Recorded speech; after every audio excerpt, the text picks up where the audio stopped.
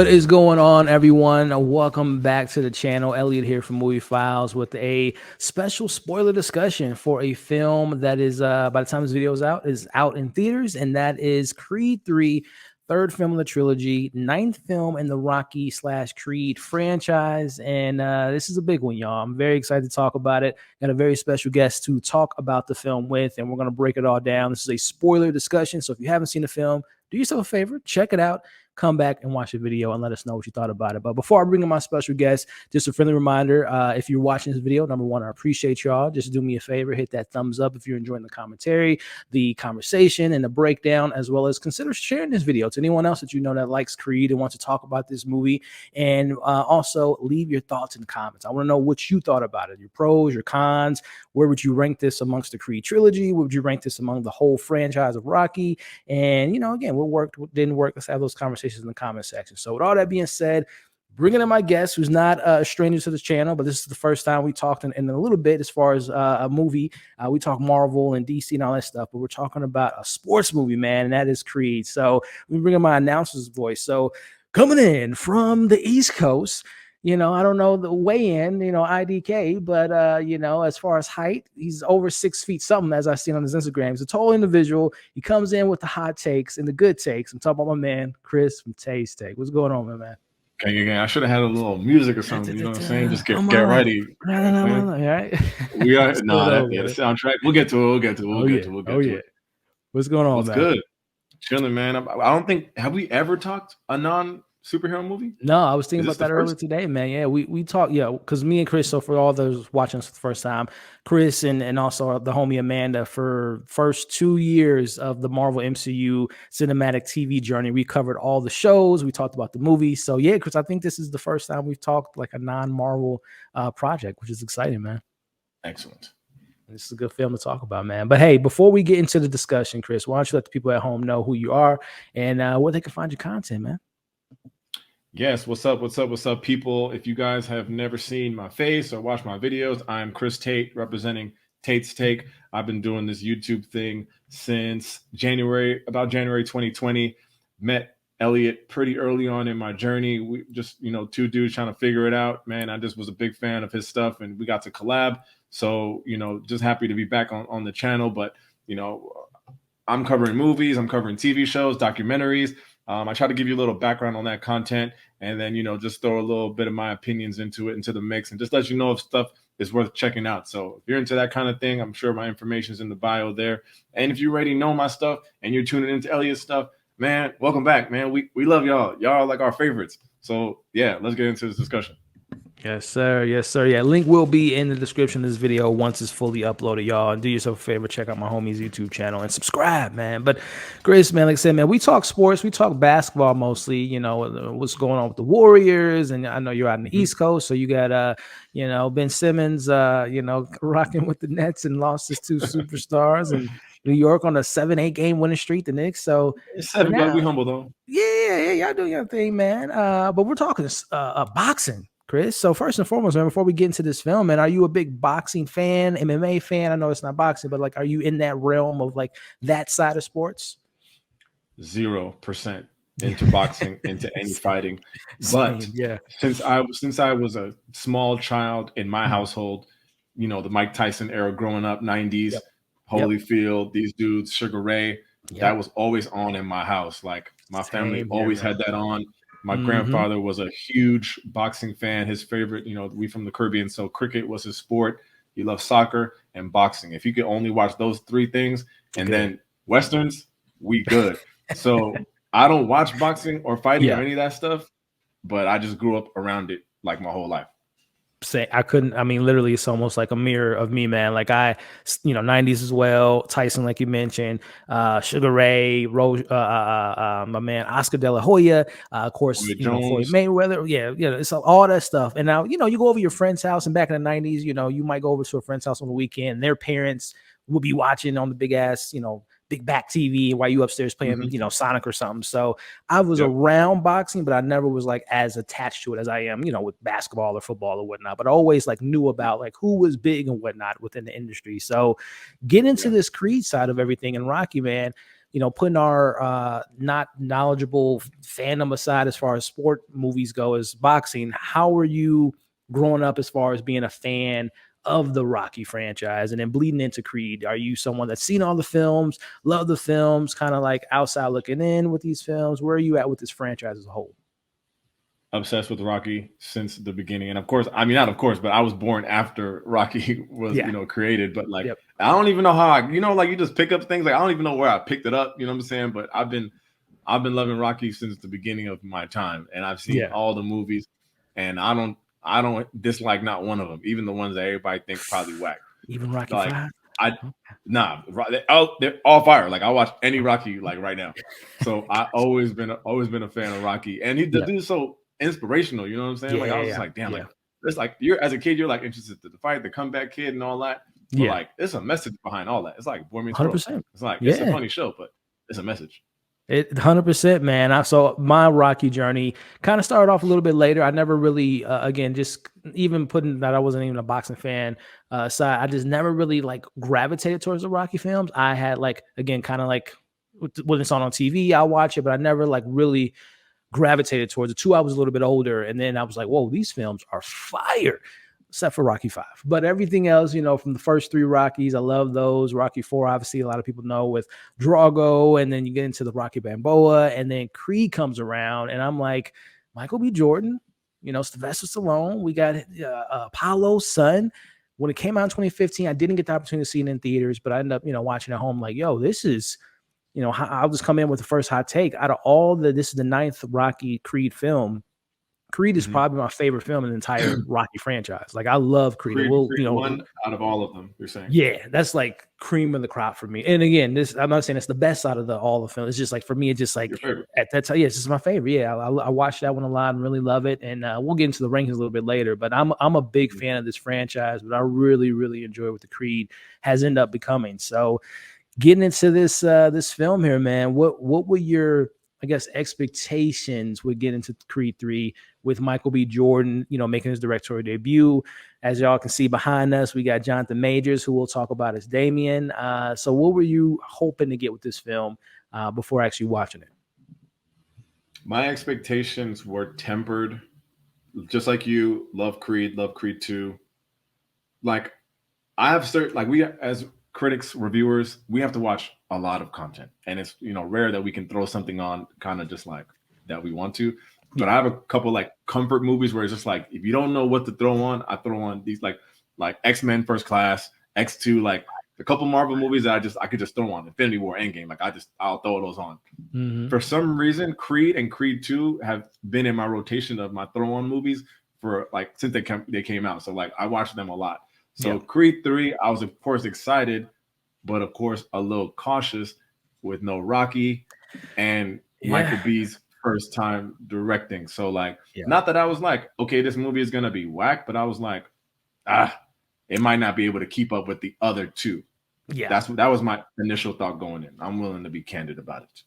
Yeah, no, I'm kind of in that same boat, man. Again, Michael B. Jordan been following his career since he was Wallace in The Wire, and seeing him kind of grow up right in front of him. Well, he's older than me, but we're still kind of within that same age group. But watching him kind of, so watching him kind of grow and becoming this, you got a Hollywood star, the other day. So he's become such a mega presence in the Hollywood landscape. But him getting behind the camera is a whole nother beast, man. Of course, he's worked with other directors, and I would imagine he picked their brains throughout the year, especially working with Ryan Coogler, kind of in the most 5 to 7 year window span. So, but kind of like you, I'm like, that's a tough task, man. Not only to direct a third movie in your own film of trilogy of films in your own franchise, but it's still like, this is the third movie. It's a lot of pressure there.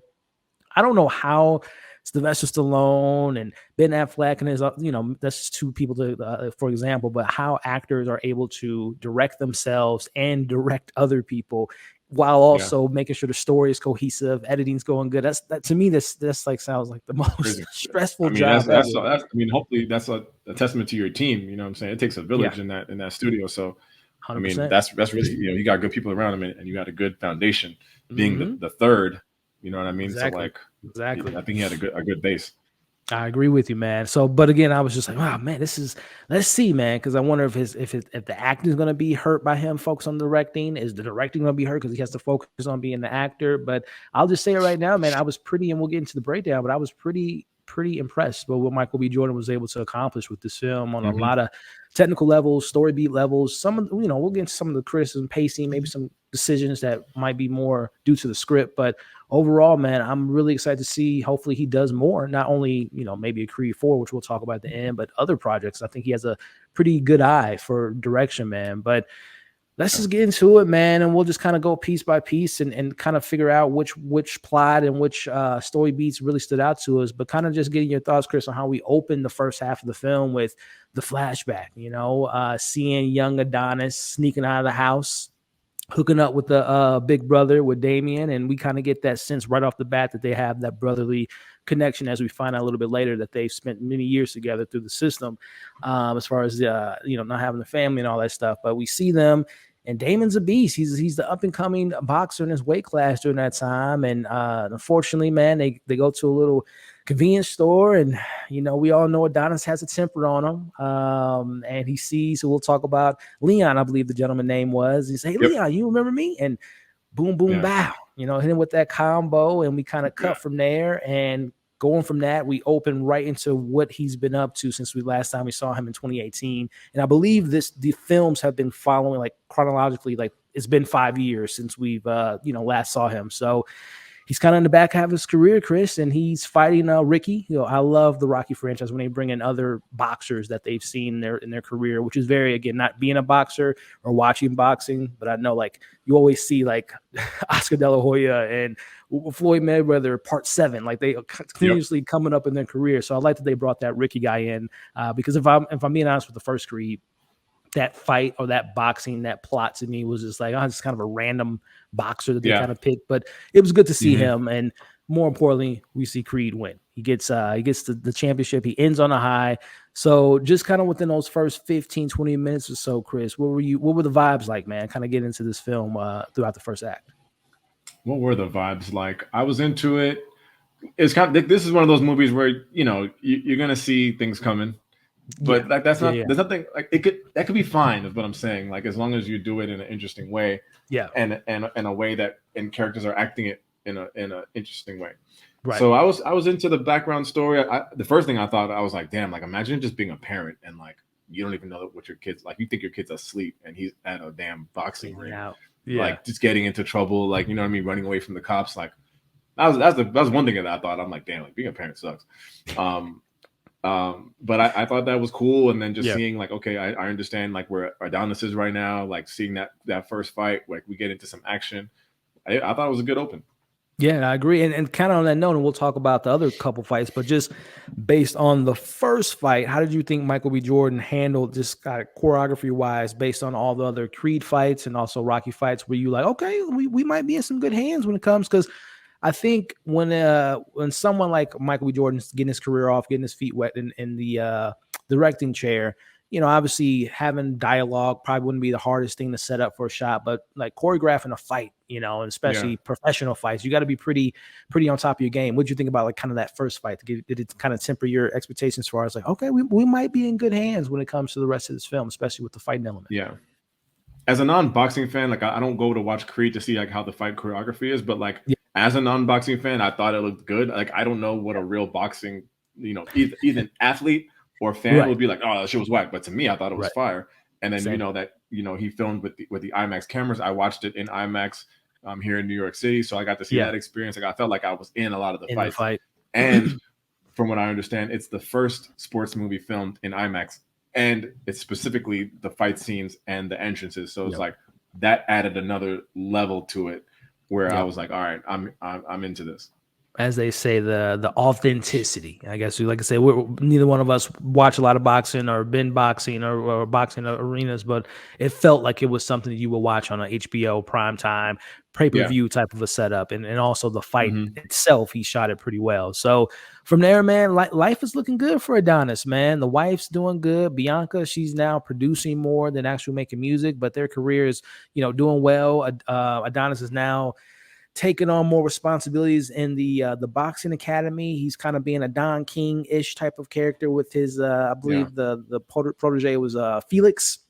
So he's trying to get all that stuff set up. Felix Chavez. So he's getting his career set up. And just as things is looking good, Chris, in comes Mr. Damian, man, sitting back, and all y'all saw it in the movie, sitting back, and right off the bat, Chris, man, just want to know the presence of Jonathan Majors, who's having a great 5-year span right now and just really taking over Hollywood, from The Last Black Man, San Francisco, Lovecraft Country, The Five Bloods, Loki, Kang, and now he's Damian, man. What did you think about like just his presence as soon as he came up on screen, at least the older version of Damian, because we got him in the first opening scene. What did you think of Mr. Jonathan Majors first hitting the screen?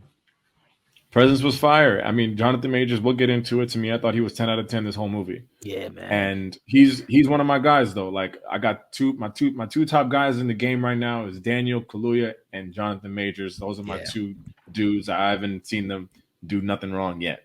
And I know Majors got another movie that's a Sundance movie that's going to come out later. I'm sure that's fire too. Magazine or something like that. Yeah, exactly. So, and I also think there's a testament, because like that scene is probably the most scene we've seen. Like, it's in every trailer. Like, we've seen it a million times. And I still was into it watching it in the movie. Even though I knew what he's going to say. I knew what this meant. I knew what B. Jordan was going to say. And I still was into it. So I was like, damn, this dude is compelling. 100% compelling, man. And I've never been to LA, but I know some LA cats that I've met throughout my life, and he off the bat, man, he just had that LA flavor, that swag to him, and he had that juice to him. Just kind of the way he carried the accent, the way he carried himself, and also too just a little nuances when they're sitting at the table, kind of chopping it up, catching up, and just. He's trying to, navigate the conversation and how they pivot. They're both kind of feeling, obviously they spent time together when they were kids, but that's 20 years ago. We find out he's been in jail for 18. He had 2 more years added in, and they're trying to fill out the conversation.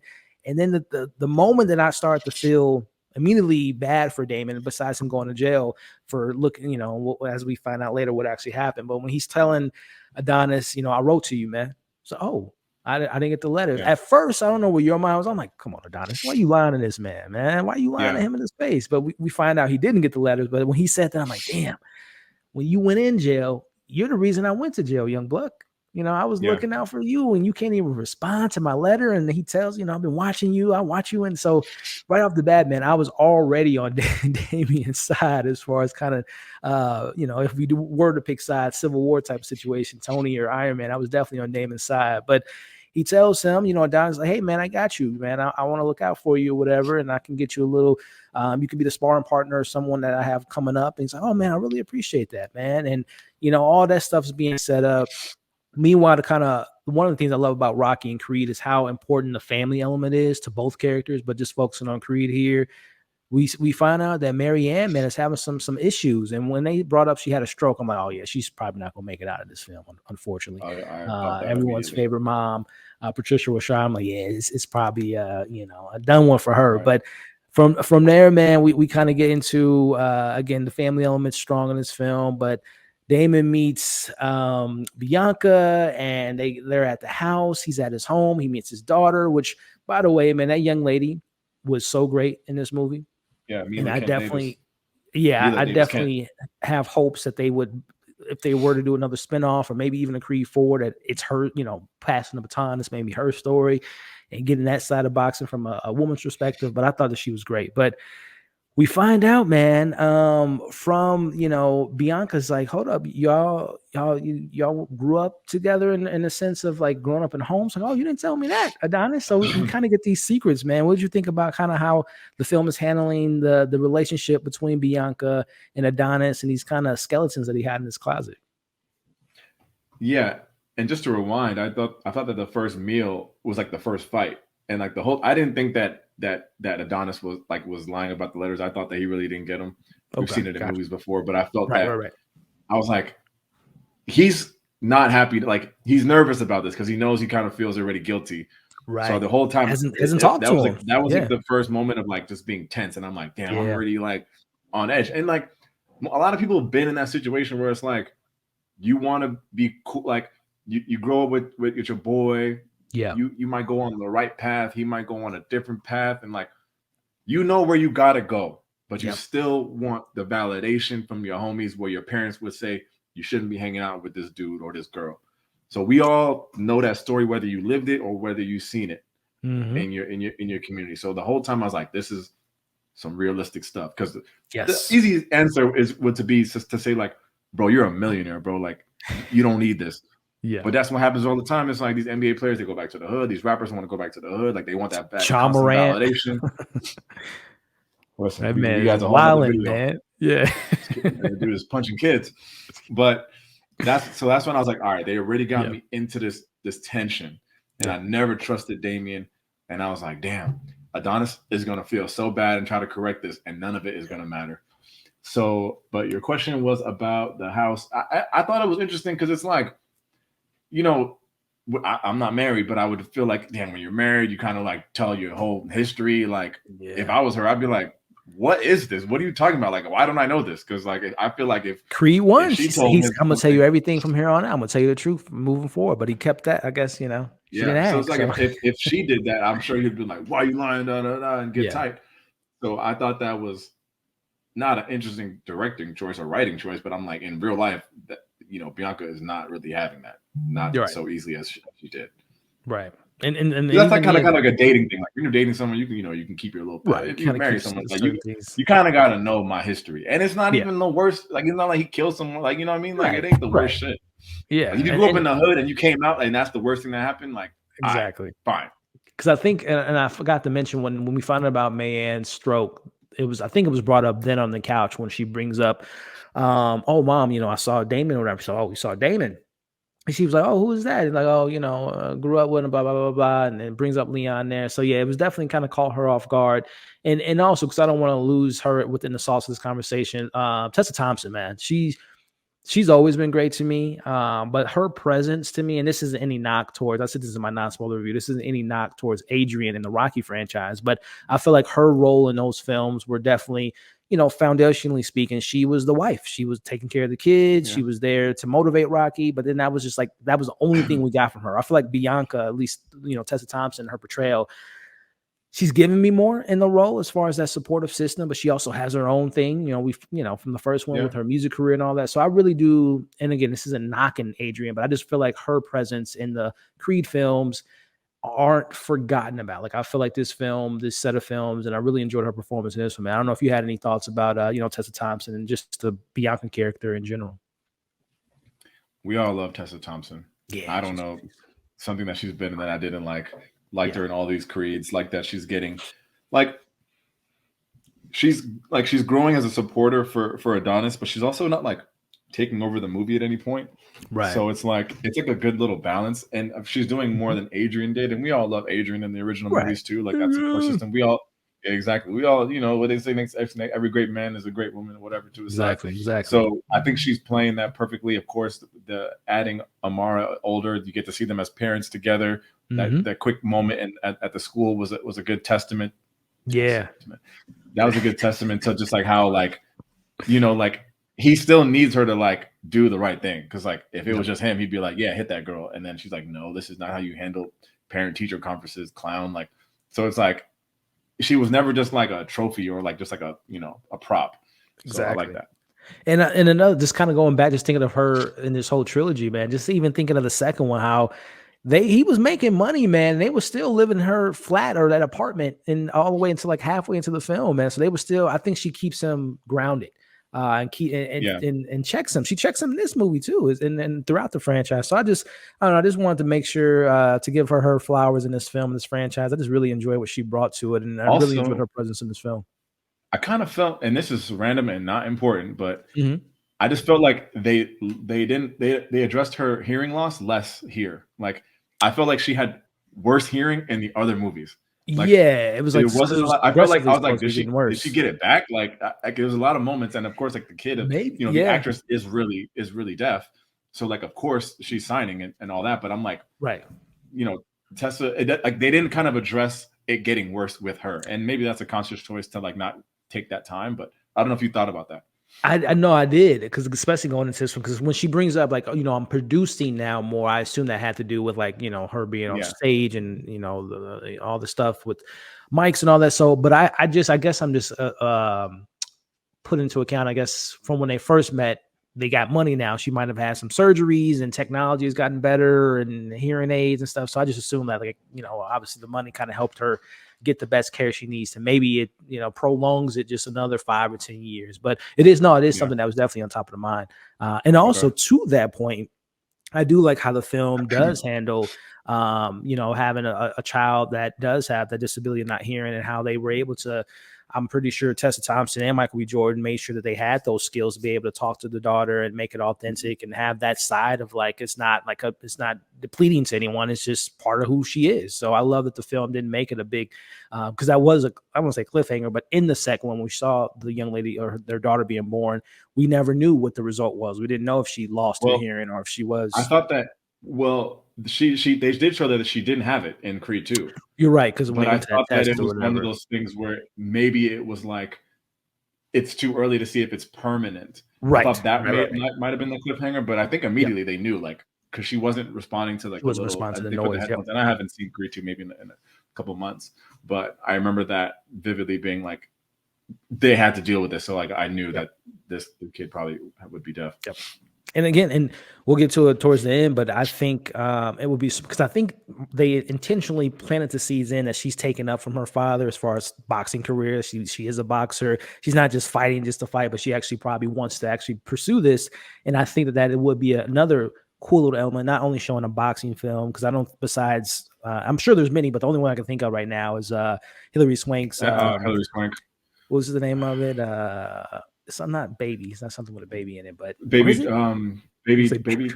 God, I gotta look it up. Hilary Swank, and everyone in the chat's probably that's watching this. Damn, because they rapped about it too. Someone had a punchline like that. And now my phone's not working. Wolf, I'm gonna keep that. I'm gonna keep it. But that's the only film I'm thinking of that kind of focuses on that side of boxing, the woman's side of boxing, man. What comes with that, and then adding on, she can't hear. So I would really love to see them explore that if they do continue. $1 Million Baby, I wouldn't have got it. Thank you, $1 Million Baby.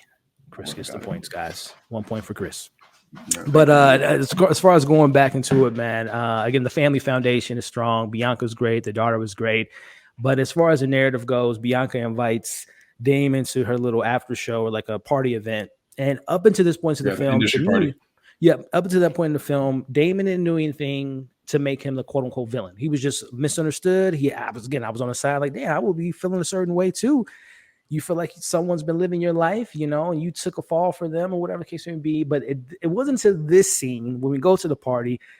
He wasn't, I wouldn't say he was flirting with Bianca, but he was stirring up the pot a little bit in regards to like, oh, so how do you feel about Adonis retiring and being at home more? And what about you not being on the road? Like, I don't know what he was doing in that moment. Like, what, again, just stirring up the pot, I guess.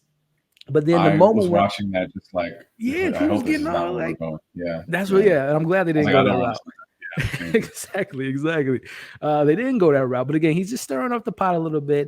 But then this is the moment, like, okay, no, he is the bad. He is misunderstood. I still feel where he's coming from. But then we get another big cameo. We saw Ricky, who's from the first one. Then they bring in Victor Drago. He's the big event because that's the film. The whole film, the first half, Adonis with his whole gym with Felix setting up to fight Felix, the Felix character and his mom's involved. They try to get this fight of the century, which, not to take off the side tangent, but a plot that I was hoping they explored more was in Creed 2. They talked about how boxing is becoming a dinosaur of a sport, and how like they have to, and as we know now, as far as boxing, and this is again, I'm not a boxer, but the only person I know of that's like a big name boxer, he's like just became a boxer. It's like Jake Paul. I couldn't name you any other weight class boxer, which again, that just speaks to my ignorance of the sport, but also I just feel like that sport isn't as, there's not household names as like when, again, we've grown up Tyson, Royce Jones. Yeah, so I was hoping Floyd was the last one. That's like the last one I know is like a household name. And again, I'm sure people that are boxers are like, oh, that's just that and that person. But what I'm getting at is I thought that the plot of like showing how the sport isn't as prominent or has the big box office type of pool like it used to have back in the day, but they really didn't touch on that in this film. But going back to how he's setting up this big fight of the century to bring some momentum to the sport, It is Victor versus the Cruz guy. And again, this might be another ignorant thing to say from a non-boxing perspective, but to me, Victor Drago versus Yeah. that Cruz, like the weight classes look. I don't know if that's like if I'm nitpicking there, but I couldn't Yeah. imagine them two in a ring together. I don't know if that stood out to me Nah, at it's a all. good point. It didn't stand out to me, but I love Rocky 4. I love Creed 2. So, Yeah. and also I didn't know that Drago was in this because I didn't watch the final trailer. I guess I just missed it because I finally watched Yeah, I the didn't see the trailer fight. Yeah, yeah. after the movie. Is he in the trailer? So then I saw him. Yeah, he's in the final Oh, trailer, wow. and I was like, Okay. oh, I'm glad I didn't see that because in the Right. theater I was like, let's go. Right. So I was hyped. You know, the fucking trailers, man. Like we always enough. But They just, I was like, oh man, that's so fire. yeah. But I didn't think about the weight class thing. But I assumed they were just trying to get us to like imagine that Felix. Because like once you're at the heavyweight, it doesn't matter. Like you can be 1,000 versus 300 if that's whatever the cutoff is. So like I don't think. Yeah. Like you know what I mean? Like Just, you don't I don't have know. to He be just close feel to like weight. he's out of his weight class. I don't know, but yeah, Felix look way smaller for sure. Yeah. Of course. Well, I mean, we didn't get to see the fight because going back to what I was getting at, as far as Damian not necessarily being looked at as the villain, we end up finding out because there's a bar fight, and you know, it's always a fight at one of these hip hop R&B situations. But Victor ends up getting into a fight. Well, he doesn't get into a fight. Someone picks a fight with him, and then we see someone pull out. I don't even know what you call it, but he broke his hand, and we find out later in the film that Damon was the dude that did it was in jail with Damon, so he's been kind of setting this up from behind the scenes. So that was like, oh, that's the villain move. So throughout the narrative, we see that Damon's trying to, you know, politely but then aggressively when he's at his house with Adonis, like, give me the chance, man. I still want to box. I still got a lot of left in the tank, so let me do this. So now was this is his opportunity. the house scene after that party or before? So it was after, when they because at the house she invited him, and then kind of we fast forward and we see Felix is he's sparring with Damian, and Damian kind of gets a little juicy with him in the ring, and that's when you kind of get the hints that he's definitely more. I mean the part where, because I don't know if I'm thinking of two different things, because when she first invites him, is that when they go downstairs, they pour the drink, and then he says, I don't think you understand, when they're looking at all of his belts. Right. Is that the same house scene from the beginning when he meets the daughter and everybody? It is. So then that's before because to me that was the first sign of being a villain, because he's like, no, I don't think you understand. I'm like, bro, relax. Like, what are you talking about? A title shot? So that was where I first. Thank you. Well, you know. Thank you for bringing that up, because again, this might be a nitpick. That is one of my criticisms I had written down. Some of and again, I don't follow boxing, but some of the ways that he was able to accomplish certain things, and referring to Damian, how he was able to go from being in a sparring ring, not having, like, he's not even a professional boxer, to now you have the first chance to fight to replace, like, that makes no sense to me. Like, there's no other fighters that would have been qualified or second in line to have that fight. Yeah, that made no sense. And I guess they tried to get it. They tried to get ahead of it, where he said, like, you can't just get a title fight, and he's like, well, you did. And then I go back to Creed 1, and I'm like, well, you know, a little bit. Yeah, he got the name, the legacy, that made it. And plus, he was actually a boxer, so it wasn't like he was just a dude that literally just got out of jail 2 weeks ago. Right.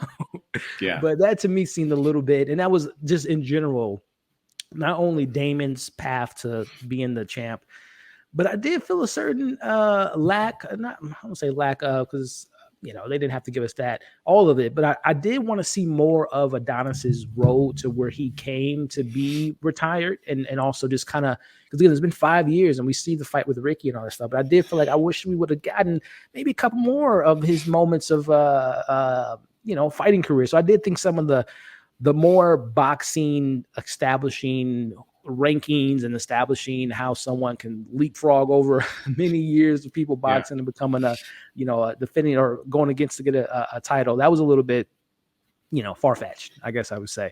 But he breaks his hand. Felix, his mom, was like, hell no, I'm about to put my boy in the ring with a dude that's, you know, got a chip on the shoulder. But then Wood Harris's character is like, well, I mean, we got to get this boxing, you know, this on the go. This could sell box. I don't know. What was the pitch? I still can't remember how they ended up making Damon, decided him to be the.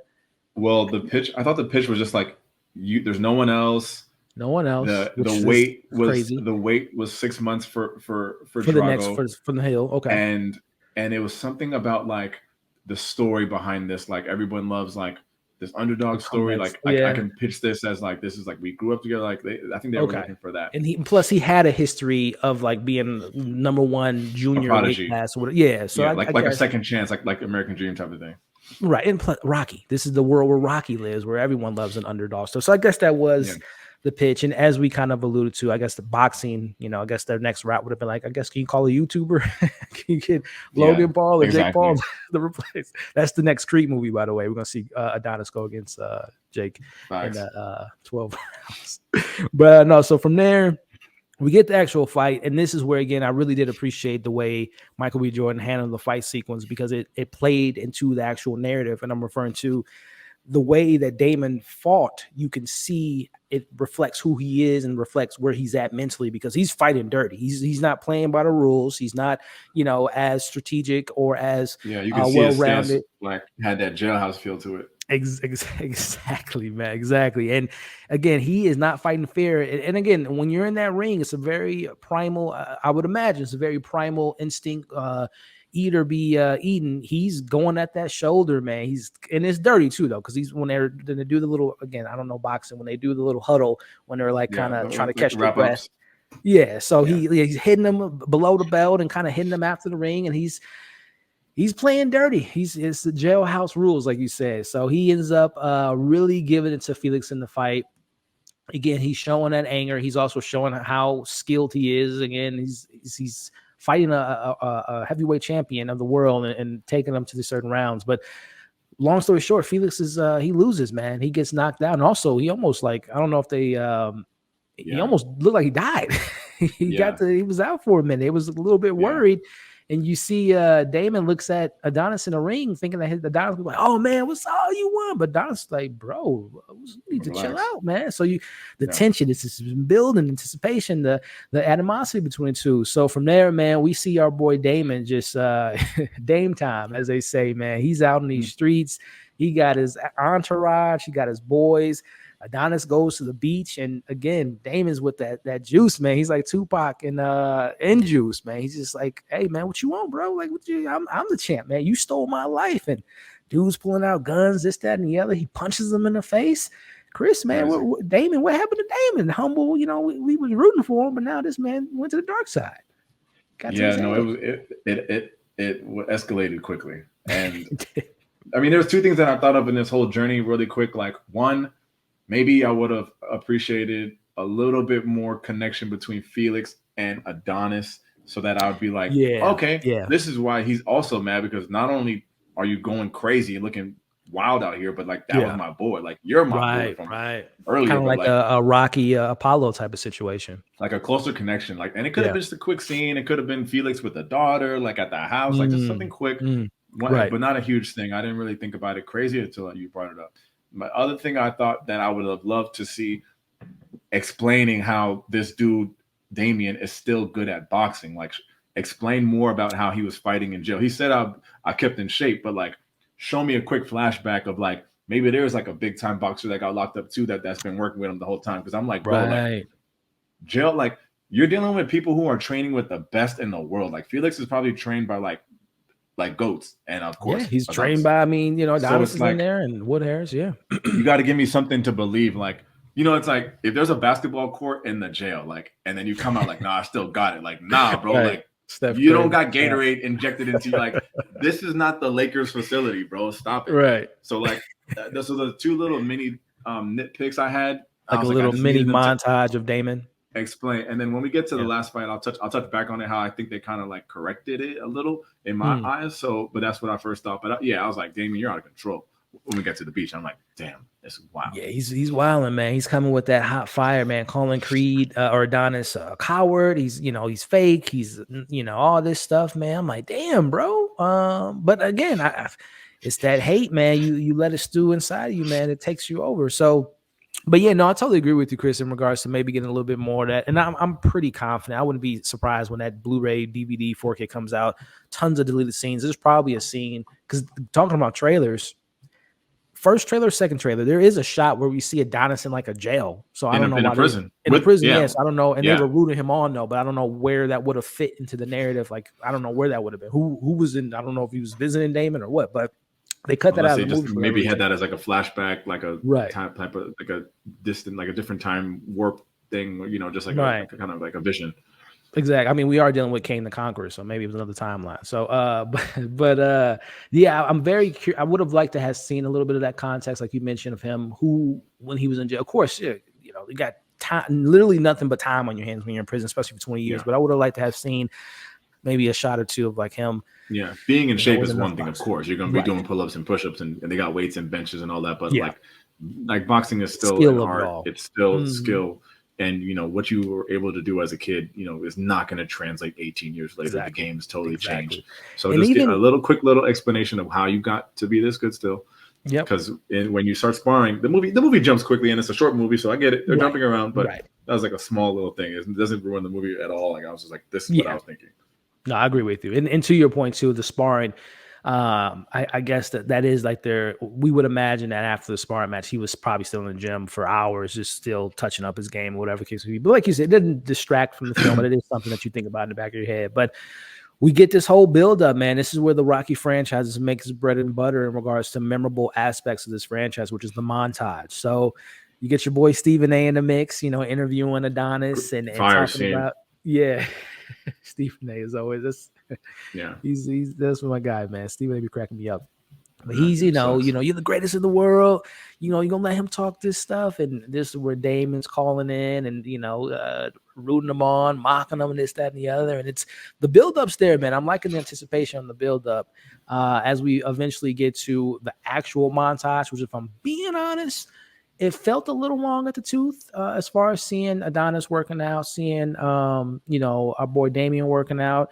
And not to backtrack, but I will say, going back to Victor being in this film, I would have liked that, and this goes back to Creed too, actually. I wish that there was a scene between Creed or Adonis and Victor having like some conversation, because they didn't even talk the entire film to each other, nor did, and this is just my thoughts on Creed too, nor did Adonis get a chance to talk to Drago, the guy that killed your dad. So I wish, because when we see them in this film, they're buddy, like, bro, last time Victor, y'all was in the ring, before you beat him, he almost killed you, bro. So like, I wonder what that relationship, like how they was able to, iron over their issues. But again, we see him sparring with Victor, and you remember, Creed too. He's giving it to him in the ring because Adonis is out of shape, man. He has to build his way back up. And they gave the little like the Batman Dark Knight Rises, where when he's trying to get back into the game, and then he's like, "Look, this is where you're broken here." I was like, Yep, I like it, man. I like that. But kind of backtracking, I will say, and when all this is going on, I mentioned how Damon kind of came in at the wrong time. Now something more personal to him happens, and this is a conversation in regards to the Rocky of it all. What we talked about up top, where we're going to have an issue with Rocky being missing. This is the moment where I feel like Rocky was missed. So while he's training, and it might have been just before he started training, before he took the fight.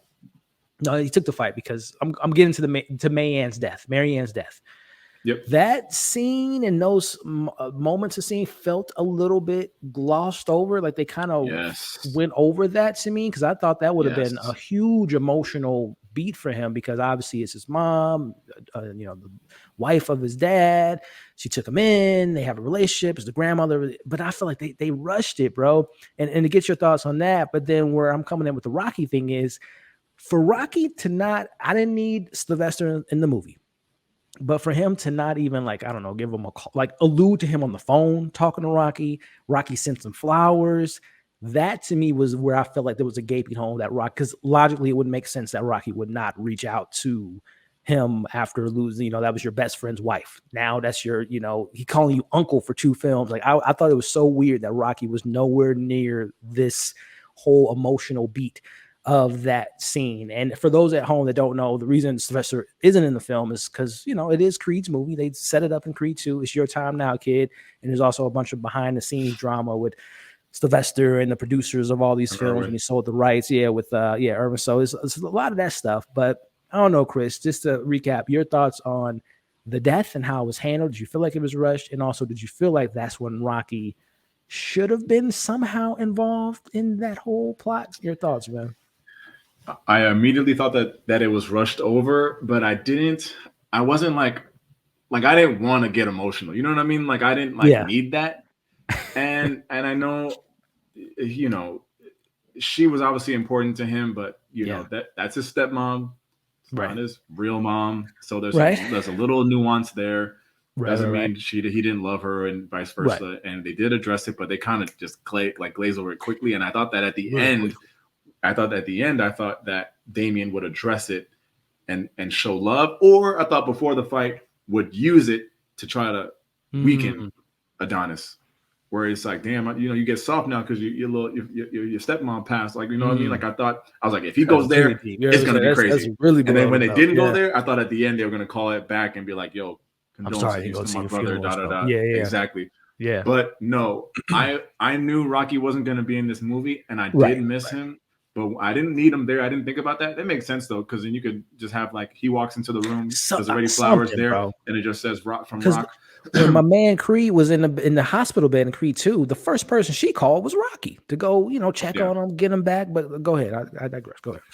No, but what I didn't want was I didn't want to see Rocky as like, okay, now Damian's training. I need Rocky to come train me. Like we've seen that a million times. However, yeah.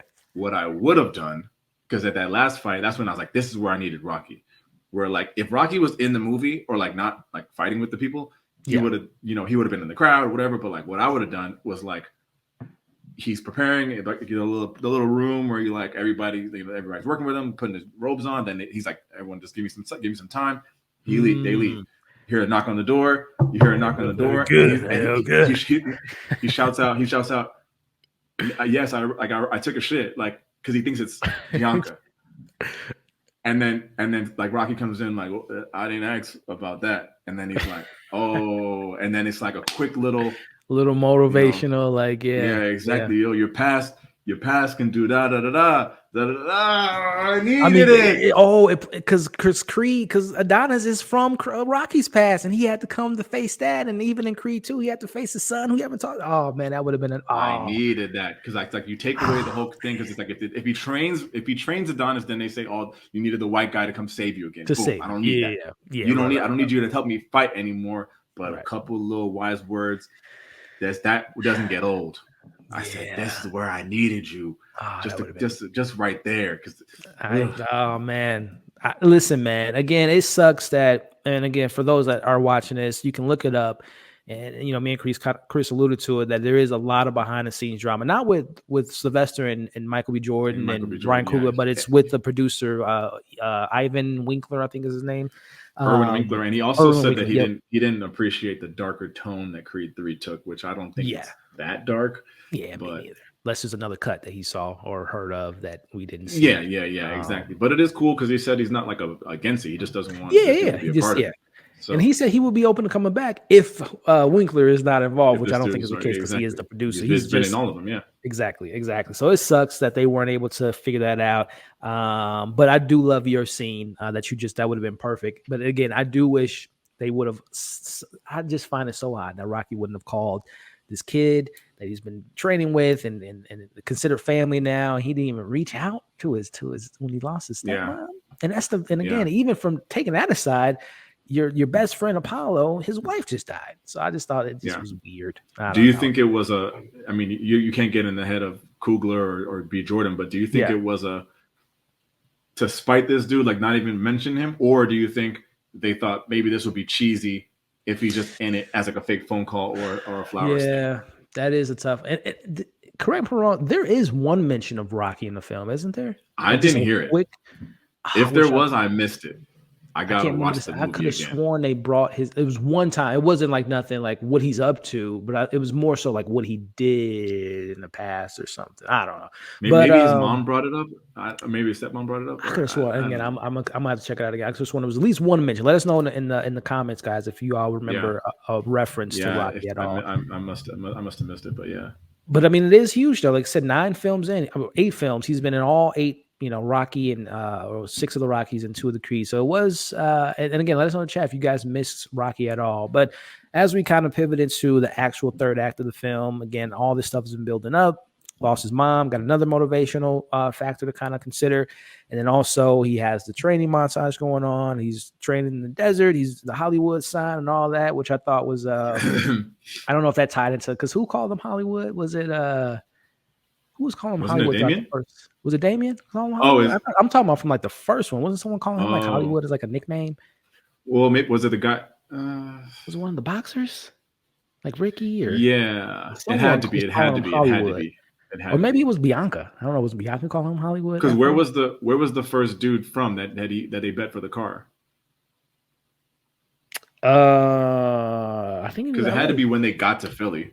Right, Okay, right. so then yeah, maybe it was Bianca. I don't know. Another thing for the Let us chat. know in the chat. Let us know in the chat. But I thought, I don't know. Yeah. I was just in my head like, oh, Hollywood. Now he's literally in Hollywood, and he's I don't know. But I mean, the movie was very LA. I'm not from LA. yeah, I don't bang LA, but like I feel like right. if you are from there, you're gonna feel like this is A like lot of an props. ode to I you. The mean, and props, the we scenery, the talked about it soundtrack. up top. The score was LA, or not score, and which actually is a criticism. I didn't like. I didn't feel the score was as prominent as it normally is in Creed and Rocky, but I like the soundtrack of the film. Great distinction there. Yes. Yeah, because it was very West Coast. I'm not from the West Coast either, but I love Dr. Dre. They had Watcher in there, and they had some other Dre stuff. They had Nipsey A Hussle lot of Nipsey. coming A in lot there. of Yep. Nipsey. So if you're from LA, I guess y'all would was being repped, which rightfully so. Yeah, because they did that with Philly in the first one, which was cool too. With A lot of Meek and Mills and all all that that. Yep. stuff. But like I said, one of my, I would say not big criticism, but I do appreciate a good score, and I felt like in Ledwith, he wasn't the composer of this film. I didn't feel like this film had a presence as far as like the whole, like the motive, like obviously with Rocky, that gets you on another level. I didn't feel like the score didn't feel as prominent as it did in the previous films. But yeah, as we get into the ring, Chris, we got the two brothers fighting head to head. All this stuff has been building up. And I guess my first question for you is, when it comes to this actual fight, and the big thing is if it's divisive enough, did you feel like the creative choices of, obviously their boxing is very primal, very, intense, but then we kind of cut out and, the arena is empty and it's just them two, which I like that symbolism and all that stuff. But then when we get, the bed, because at this point we find out that Leon used to beat them when they were kids, and you get the shot of when they used to, like, the bed they slept on, and obviously the prison cell. Did any of that stuff take away from what was going on in the fight, or did you like that kind of metaphors and how it ties into what they were going on in the ring? How did you feel Michael B. Jordan handled that side of, like, creatively adding that to the film, to the fight, I should say? Leaving the film, that was my only criticism of the whole film. Like, my only thing where I said I did not like that. I didn't see why they did that. That was my one thing out of the whole movie. Yeah. Watching, Michael B. Jordan talk about it. He's a big anime fan, and that's what inspired him. A lot of the anime fights are one-on-one and no one's around. It's all vacant. So that's where he got the inspiration for that scene. So it doesn't make me like the scene, but number one, it makes me understand it. And number two, it makes me think, okay, cool. You're a new director. You're willing to take these risks. Take a swing, even though there could be a safer choice. And you said, F it, I'm trying it. So I got to give you props for trying it. Maybe some people will like it. I've seen only a few reviews of this movie so far, and I think a couple people already mentioned that they didn't like that part. So I think it's maybe not everyone's favorite choice, but that was my opinion on it. I'm again off of one viewing, it was kind of jarring to me because it did. First off, I love when the film shows us like 6, 7. I mean, they go, most of the Rocky films, there's not really too many knockouts in the first couple rounds, but they mostly go 12 rounds. I like seeing like 4 or 5 rounds of the back and forth, but it felt like the fight was kind of quick to me, in my opinion, because it cut at a crazy moment because like the crowd was getting real into it, and I was like, whoa, like I was getting in, and so I think they also took it at the wrong time and extended a little too long. 100% agree with you, man. So, and again, that could be editing choice, creative choice, and not emphasize the extended cut. Maybe it has a longer fight or whatnot, but I just wish it was a little bit longer. So, and I like the trash talking they were doing. All right, I'm gonna see all that stuff. I just wish it was a little bit more of that. But as far as it kind of took me out when we see the bed and the prison cell. But again, the thing that kept me in the moment was just Damian was upset, man. He was sad. It was like they were fighting for 20 years, all that time that was lost. And you see the same thing from Adonis. And I felt that moment between the two. And as we see, as we round out the fight, Adonis wins, man.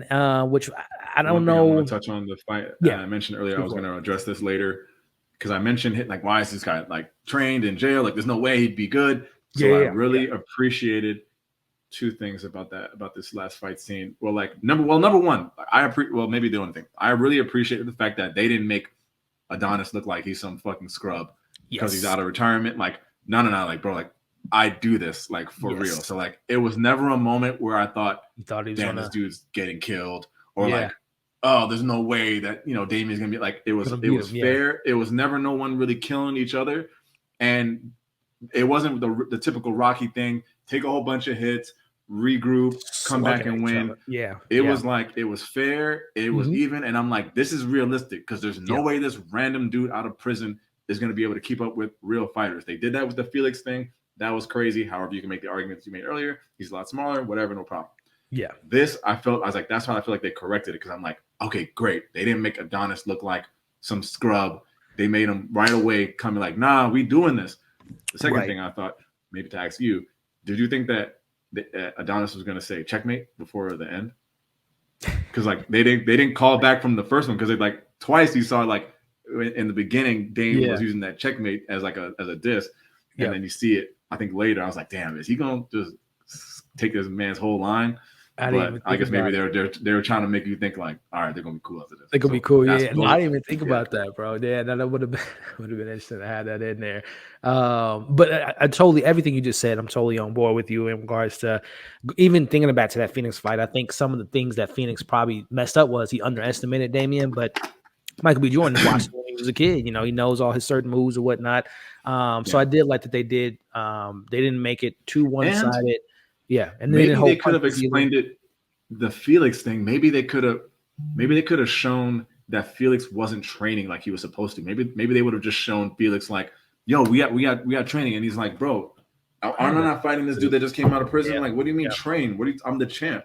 A little quick scene to show like, all right, cool. He's not taking it seriously because you still like these are pros. Yeah, these are pros. Yeah, like I wouldn't imagine someone going on a court with LeBron after being, sidelined for 20 years and just beating LeBron. That is, it's not happening. It's not happening. Obviously, different sports, but exactly. But I mean, we get the boxing fight. Is probably even harder than basketball. I was gonna say, not only lucky shots, hit a couple threes. LeBron's off, no problem. Exactly. It could maybe happen, but boxing ain't no way. Yeah, it's so much. Yeah, and also going back to it. Like you mentioned, I do appreciate that the benefit that Creed has is he's been doing this as far as like the way as far as the training and all that stuff, that he's not, even though he was retired, he's still, dust off the gloves, you still got the skills, and he's smarter now, and he's always been like strategic as far as when he was from the first Creed. So yeah, I do like how they played to Adonis' strengths, and they didn't just make him some punk and forgot how to fight all of a sudden. So but I will say, before I forget to, as far as performance, we talked about how Jonathan Majors was you felt his presence from the moment he hit the screen. I will say, and this is kind of going back to the first half, I will admit, to me, it felt like Adonis, his role, Michael B. Jordan's performance was just kind of going through the motions. I don't know if you felt that way. Like, to me, it felt like more the first and second half was like a Damian film. Like, it built up more of Damian, more so than it did. To me, Adonis was just kind of, again, the best word I can come up was kind of going through the motions in the first half. And I don't know if that has anything to do with the writing of the character, him being the director and focusing more of his energy in directing his other actors. Did you feel like, I guess what I'm getting at is, did you feel like this was one of your best Adonis performance, or you feel like it was kind of in the middle of the road, or maybe by bad, I'm not saying he was terrible, but it was one of his weaker performances as Adonis? I did think that the whole movie. There's an argument to be had where you say Jonathan Majors is just doing so good that makes Michael B. Jordan look a little less than. But like, I love Michael B. Jordan movies. Yeah, he's just not my favorite actor. Like, there's just something about it that's not the most natural. To me, it's kind of like his thing. It's like, it's not like this is a different performance. Like, when I watch him, this is how I feel. He makes fire movies. He plays fire characters, but there's always a little Michael B. Jordan in there. And it's kind of like he could be like Will Smith. Like, there's some Will Smith movies where I was just going to make that comparison. Yep. I'm gonna hand it to you right there. No, I was going to say that Will Smith is one of my favorite actors. Like, I just love his energy. I love what he brings to the roles that he picks his role very carefully. Like, he plays to his strengths very much, like you just mentioned, Michael B. Jordan. And this is no slight towards Michael B. Jordan at all. But to me, and this is where I kind of see their careers maybe heading, Michael B. Jordan kind of being that big blockbuster guy, and my man Jonathan Majors might be going kind of that Denzel route, man, because I feel like for some reason Michael B. Jordan or Jonathan Majors just has this nuance in all the different performances, whether he's the kind of quirky character in Last Black Man in San Francisco, he can play a secondary role, he can be a sci-fi action hero, he can be a villain. I just feel like, and again, this isn't no disrespect for any Michael B. Jordan fans and Michael B. Jordan himself, but I just feel like Jonathan Majors he's more versatile. I don't know. There's always more range. And I hate to say it because it's like, yeah. I used to be more of like a hater where I was like, oh, this dude's kind of whack or whatever. But I respect the grind like 100%. So he ain't corny. It's just different levels. Like, we're not doing that.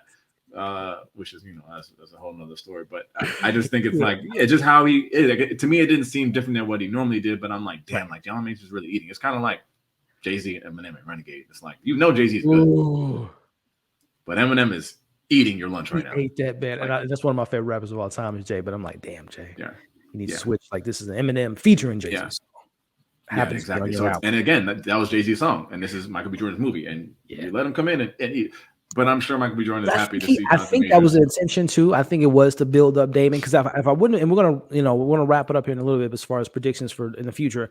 I wouldn't be surprised if there is more stories for Damian in this Creed, because he's talked about spinoffs and continuing this legacy and whatnot. So I wouldn't be surprised if he built him up to maybe doing something in the future with this character. So I think there was a little bit of like intentionally making Damian someone that has a more prominent plot and journey and arc, because I do think he has the biggest arc from the beginning to the end versus Adonis was kind of, I wouldn't say he didn't learn anything from him, but I think he didn't have the biggest arc from what we got from Damian. But it's a whole nuanced conversation. Again, me and Chris were saying there's no disrespect. We both were fans of Michael B. Jordan. We both fans of Jonathan Majors. But I think there's a conversation we had about, how did you all feel about the performance, and if you liked it or disliked it. But let us know in the comments. But as we wrap up, man, the film, I love that they kind of ended it on that note with him going into the locker room, and also to backtrack. I love the shot when they were like looking at each other through the wall. When Creed was a dinosaur. I like that shot a lot. But he's in there, man, and they're brothers, man. Brothers fight. Maybe not to this extent, as far as in front of the world. But I love that they had that moment. So go ahead, man. Go ahead and get your champion. Go ahead with your family. And Adonis is, he's there for him. And what do you think about that ending and that how they ended things with those two characters? And do you think we'll see more of Damian in the future? I think we will see more Damian, and I think that I like the ending, and I like that it was like that quick little joke. It looked like you learned a couple of things. Like that's how brothers would react. I think that was realistic. And I like that he didn't say, come hang with the family. Like, nah, like you good? Like it was respect. And it kind of would have been kind of fake, you know what I'm saying? Like if LeBron and Steph go in this crazy matchup, LeBron will dap Steph if he wins the championship. But Steph ain't saying come in the locker room and get them champagne. Come celebrate with it. So I love that they didn't do that. So I thought it was like a clean ending. And then of course you get the cute little scene with the kid in the ring. So I was like, I thought it was cool. Like it wasn't too much. It wasn't all this like you did punch me in the face like in the street. So like it's not like we cool, but like at least I won the fight. So I love that they didn't like try to make it a thing where they're hugging and all this crying and all that. Right. I just thought right there, the only thing I was missing, I thought he would have referenced the mom and So something of and but again, I just love he acknowledges that he was wrong, because and that's another thing I just love just in general about Adonis.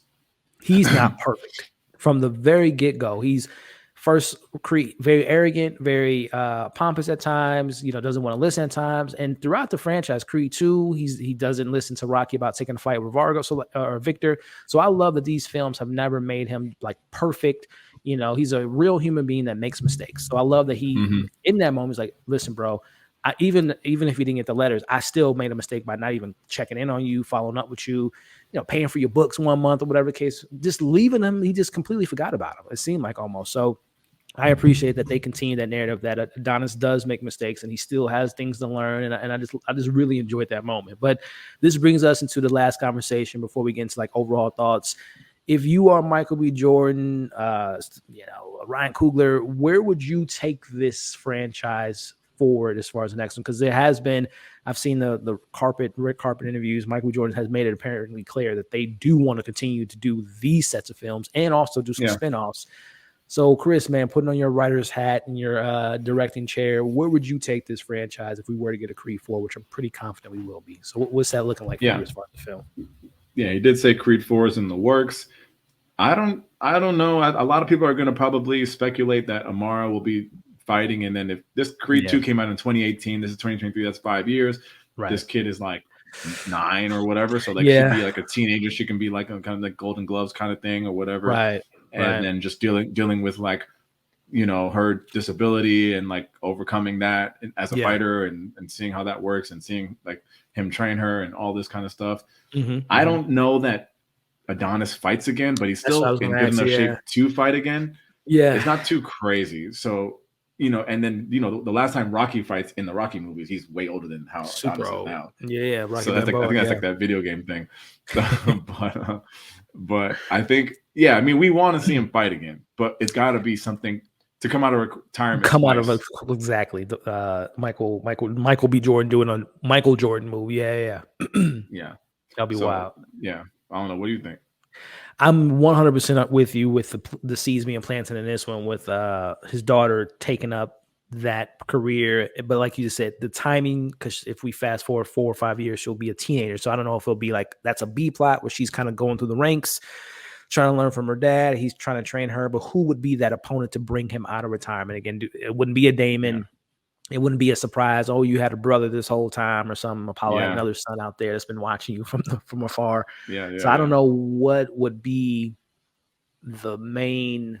I mean, they really joking about it, but they really could do a YouTube thing where it's just like some random dude is like, you know, listen, that ain't out of the realm of possibility because that is like obviously in reality that. And again, this is no disrespect to the sport. These guys are good.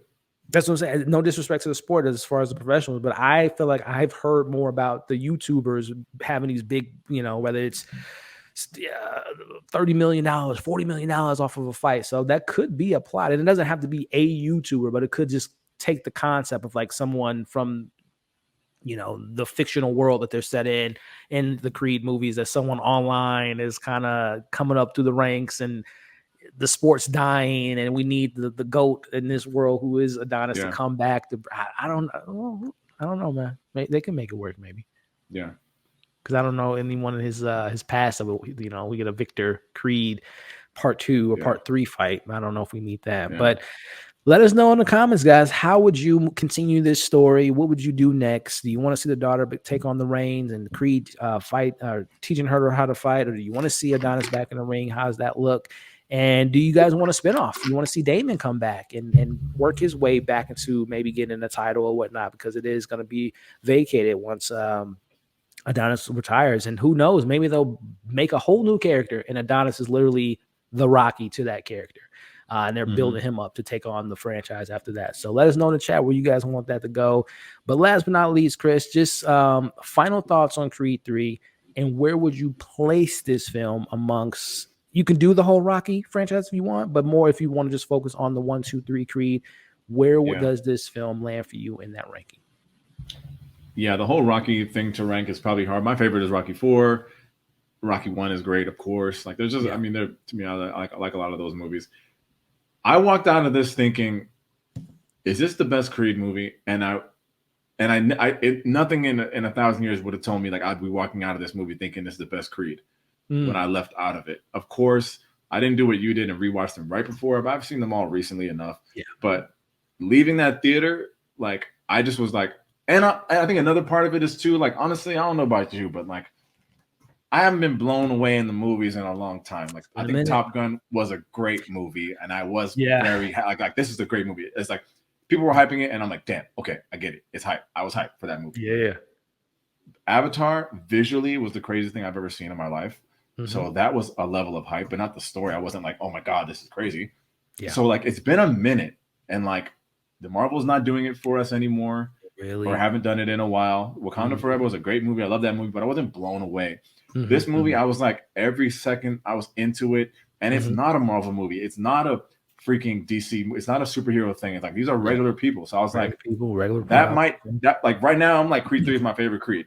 But there's a lot of things that go into that. It's like I think the movies have just taken a little dip. I just haven't been blown away you know, I like the cute movies are great movies. Puss is a fire movie. Marcel in the show is like, that's a fire movie. But, you know, we're talking about blockbusters here. Like a blockbuster. Last time I was blown away, Spider-Man, No Way Home. I had like that. Just that energy was crazy. But that's like you're pulling a lot to make that happen. Yeah, these are two boxers. So, we don't get a lot of sports movies these days with this budget, with this type of marketing. Exactly. So it's been a while, and I think that's leading me right now. And I'll go back and maybe I'll change it. But right now, I got Creed 3 as my favorite experience. Gotcha. And then follow. Would you? So what's if you were to rank them? Man, I mean, Creed 1 is great. Like the whole angle of Rock being sick was like a gut punch. Like that was like, I'm like, that's too heavy. So maybe it's Creed 1 and Creed 2 are real close to me. But maybe I'll go 3, 1, 2. But I love Drago. I like it, man. Will said, man, I'm in a similar boat to you as far as, you know, overall, man, walking in with the concerns and walking out on an all-time, you know, just like Michael B. Jordan did his thing from the directional standpoint. Again, we talked about maybe Adonis not being as in the forefront as far as performance-wise, but making up for that, you know, Jonathan Majors, I would say without a shadow of a doubt. You know, I know the conversation right now online is he the best villain of any of the films as far as Rocky and Creed? I don't know if I'm going as far as Rocky. I still have to, you know, because sorry, overall, Creed, because you know, listen, Drago killed somebody. If you kill my friend, then this dude Damian, you didn't like. Not only did you not kill my friend, but you went to jail for me. So thank you. Exactly. Well, also, I mean, literally, the whole country of Russia was on this man's head, man. So you know, he's up there for me, Drago. But as far as the Creed goes, he beats Ricky Condon in the first one. He beats and I like Victor, but the fact that Victor and Adonis don't even talk to each other or acknowledge besides being in the ring, that to me, that was a good point. I agree. And then so then the personal stakes, the brotherhood, the backstory that they get, without a doubt, Damian is his best villain within his film. So, so he was fire. I like his direction. Some shortcomings we talked about. You know, some of the pace. I do feel like some of the pacing in the first half wasn't as energetic and as well paced as the second and third. But overall, man, this is a really fire film. As you mentioned, as far as blockbusters go, this is probably one of the best blockbusters we got in a long time. If I would have saw RRR in theaters when I saw it, that would have been up there because that film was just, I don't know if you've seen RRR. Didn't see it, but I know everyone loves it. Bro, I get it. Chris, when you get a chance, bro. Carve out 3 hours. I was about to say, I saw the run time and I was like, you know what? It flies by. It flies by, bro. It's experience. But anyway, this is a blockbuster experience that I recommend. I do probably want to see it again as far as Creed 3 because when I saw it, the screener wasn't an IMAX, so I do want to see what the IMAX experience is like. So overall, man, I'm really happy with this. And to ask you the same question that I asked you, I would say for me, my ranking is Creed. And I made a video about this, but I'm actually thinking about maybe changing my 2 to 3 order. But right now it's Creed 1. Creed 1 is my favorite film within the franchise. As you mentioned, the relationship between Rocky and Creed is great, and just the story overall. And Michael Jordan gives, like, I think his best performance as Adonis in that film. I'm torn between 2 and 3, Chris, because man, my man got his ass beat. Yeah. But Majors really puts this over the top. So I'm doing 3A. 2B. So this is kind of like, you know, you can flip-flop them. Depends on the day of the week. Because I could flip-flop the day of the week between Rocky 1, 2, and 3 because those films are all kind of great to me. So I'll do that with Creed. So let us know in the chat, guys, your overall thoughts of Creed 3. What score or letter grade would you give it? Where would you rank it amongst the franchise, not only from Rocky, but also just the Creed in general? And again, let us know where you would like to see the franchise go. Man, this was fun, Chris, man. We gotta do this again, man. Because I really enjoyed chopping it up with you with this awesome, excellent film. And we in the month of March now, Chris, man. We got some films to look forward to, and for the rest of the year, it's like a marathon, man, with so many hopefully great movies to come out. So with that too, I guess just randomly, what are you looking forward to the most in the next, whether it's the month of March? You got John Wick, you got Shazam, Scream, Dungeons and Dragons, 65 with Adam Driver. What film are you looking for most this month, man? I'm interested in Scream, of course. I'm very curious about 65. I'm not an Adam Driver guy, but I love dinosaurs and time travel is interesting. So I'm curious about that. And what am I missing that's coming a little later? I don't know. Those are some big ones for like the immediate future. I'm not Shazam. It's like I will of course watch Shazam, and I did like the first Shazam a lot, but like the DC thing is like exhausting. I just They're basically begging people to not care about it, but I will watch it for The sure. Flash is coming out in a couple months. I don't know if that That's trailer got you hyped. No, that's the best Ezra trailer. Miller Listen, aside, that trailer that's the was best trailer. It's fire. it's the Endgame 2 trailer. It's the Wakanda Forever first trailer. It's that trailer. Those are the hardest trailers I've seen in years. I'm Batman. Man, I can't That wait. Flash trailer is nuts, and the Batman trailer was also good, but this is a little better. Yeah, man. It's gonna be a good year. This month is just the beginning of the summer season's already here. You know, growing up, it was like, oh, every June and May, that's when the big film's coming out. But we're already in March. We got big blockbusters already out. So it's gonna be a good year, man. And hopefully, like I said, we can find one of those films to collab on and talk about it, man. But Chris, man, it's always good to see you, man. I'm glad we were able to link up and talk about this movie. And as we wrap up, man, why don't you let the people know at home where they can find your content and what can they expect next from you, man? Yeah, for sure. I appreciate the opportunity, the platform. Good conversation as always. Great movie. It's always easy to talk to you about this stuff. So if you're looking for more Tate's Take stuff, my link's in the description there. But I got some recent Netflix reality show stuff that's on the channel now. I've got a new show called Sex Life Season 2 videos out there. And then I got the Creed 3 review that I'm finishing up editing on now. So hopefully I can get it out tonight or tomorrow. And that's what's coming next on the channel. Check it out. Yes, sir. Yes, sir. And as far as stuff over here, man, we'll be talking about some movies and shows. I can't even think what's the next big thing besides, like, again, Scream 6 next week, Shazam the week after that. My man John Wick coming back in chapter 4. So I say all that to say this. If you're subscribed to both of our channels, hit that notification bell so you don't miss out on any of our fire content. And let us know in the chat what movie that you guys are looking forward to for the month of March. But with that being said, for myself and Chris, I appreciate y'all. Again, just like, share, leave your thoughts in the comments. Thank you all for watching this discussion. And we will catch you guys on the next discussion. Peace out, everyone. Peace out.